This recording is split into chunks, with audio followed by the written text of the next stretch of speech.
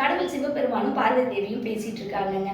அப்ப பார்வதி தேவி கேட்குறாங்க, கங்கையில குளிச்சா மோட்சம்னு சொல்றீங்களே, நிறைய பேர் அப்ப கங்கையில குளிக்கிறாங்களே, அவ்வளோ பேர் மோட்சத்துக்கு வந்தா மோட்சமே தாங்காதே அப்படின்னு சந்தேகம் கேட்குறாங்க. அப்ப சிவபெருமான் சொல்றாங்க, இதை உனக்கு புரிய வைக்கணும்னா நம்ம 2 பேரும் கங்கை கரைக்கு தான் வயதான தம்பதியரா வேடமிட்டு போகணும் வா அப்படின்னு கூப்பிட்டு போறாங்க.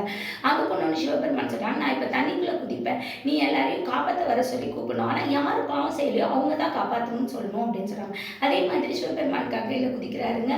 பார்வதி தேவி காப்பாத்துங்க காப்பாத்துங்கன்னு கத்துறாங்க. அப்ப நிறைய பேர் காப்பாத்த வராங்க. ஆனா யார் பாவம் செய்யலையோ அவங்க தான் காப்பாத்தணும்னு சொன்னோடனே எல்லாரும் தயங்கி நின்றுடுறாங்க. தண்ணிக்குள்ள யாரும் குதிக்கலைங்க.